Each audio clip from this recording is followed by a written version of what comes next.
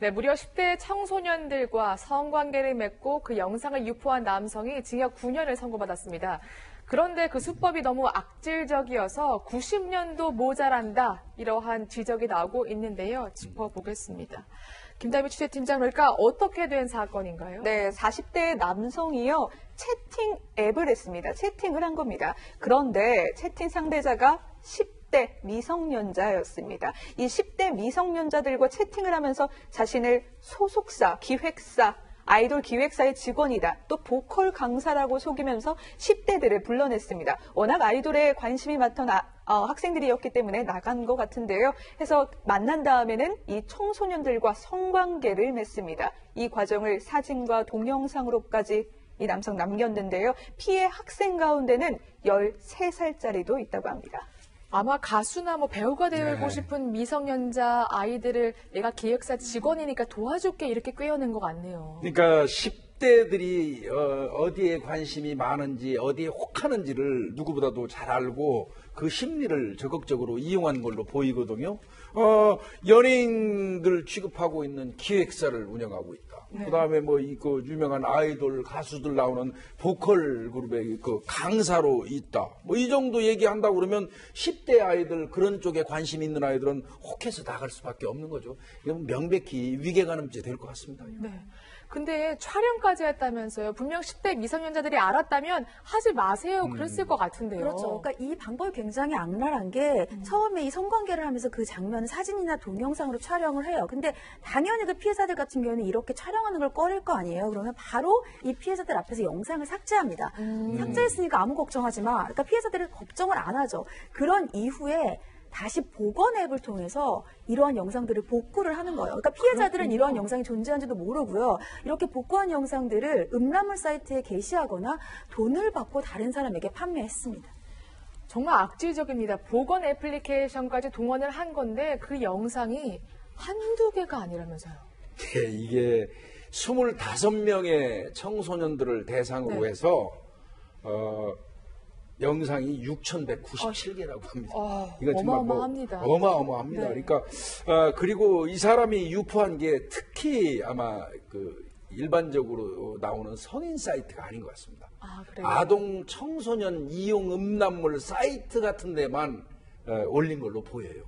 영리 목적이라고 해도 과언이 아닙니다. 그렇군요.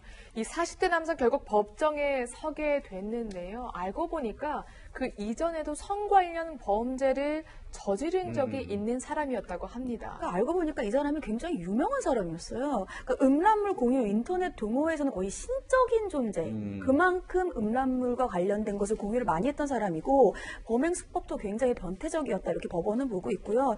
지적하신 것처럼 이 사람이 이전에도 동종 전과가 있었어요. 그러니까 성매수 범행으로 구속이 돼서 집행유예를 선고받고 석방이 됐는데도 자신의 예전의 죄를 반성하지는 않고 계속해서 아동 청소년 상대로 한 동일 범행을 반복했기 때문에 더욱더 엄히 처벌해야 된다, 이렇게 판결을 내렸습니다. 그렇군요. 어떤 판결이 나왔나요, 그러면? 네, 일단은 피해자가 지금 25명이라고 특정이 돼 있는데 영상이 6,100개가 넘고요. 그렇기 때문에 실제 피해자가 더 있을 것도 지금 정확하게 추산이 어렵고 실제 피해를 가늠할 수 없는 정도라고 말씀을 하시면서 1심에서는 징역 10년에 40시간의 성폭력 치료 강의 이수를 지금 명했고요. 그리고 10년간의 신상정보 공개 고지와 그리고 아동 청소년 관련 기관의 취업 제한까지 선고를 했습니다.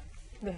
근데 2심에서 감형이 된다면서요? 그건 왜 그런 거예요? 그러니까 이 사람이 이제 네. 항소를 했어요. 근데 항소를 하고 보니까 이 사람이 뭐 촬영을 하고 유포를 하고 이런 여러 가지 행적이 있는데 앞서 말씀드린 것처럼 그 전에 이미 전과가 있었어요. 그래서 구금이 되어 있던 시기가 있었습니다. 근데 그 중에 일부의 행위, 촬영과 유포의 일부 행위가 이 사람이 구속됐던 기간과 겹치는 거예요. 그러면 구속됐던 기간은 사실 촬영과 유포를 할 수가 없으니까 그 부분 일부만을 무죄로 선고를 하고 징역 9년으로 감형해서 선고를 했습니다. 네, 징역 9년으로 감형됐다고 합니다.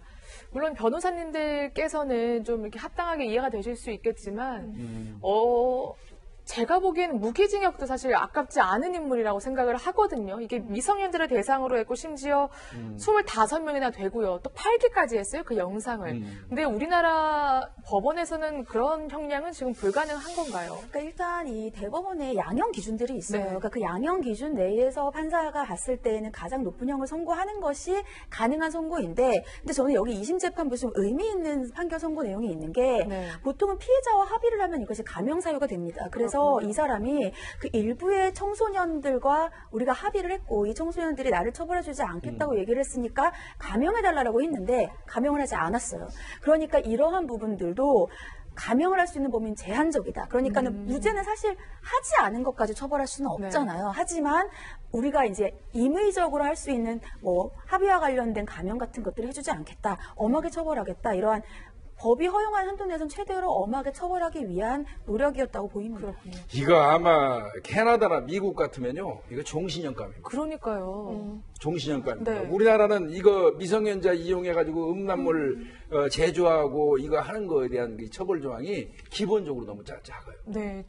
사실 그런 면이 없지 않아 네. 있다. 이런 지적하시는 분들 굉장히 많은데 이 남성이 근데 2심 선고 받자마자 바로 나는 이거 납득하기 어렵다. 항소를 했다면서요. 상고를 네. 했고요. 이제 그래서 이제 3심 법원의 판단만 남아 있는데, 근데 어쨌든 지금 항소심까지는 사실오해인가 법리오해를 같이 판단을 했지만 이제 대법원에서는 법리오해 부분에 대해서만 이제 판단을 하게 되거든요. 그렇기 때문에 지금 드러난 사실관계에서 이제 판결이 났고, 그래서 대법원에서도 이게 딱히 법리오해라고 볼 만한 사항이 없다라고 한다면은 그대로 그냥 이제 항소심의 판결을 그대로 이제 인용을 해서 그냥 대법원에서 상고 기각이 될 가능성이 많다고 보여집니다. 네, 이 40대 남성 그 죄에 합당한 벌 받기 바라겠고요. 수감되었을 때 모쪼록 좀 반성을 꼭 하길 좀 기대해 보겠습니다.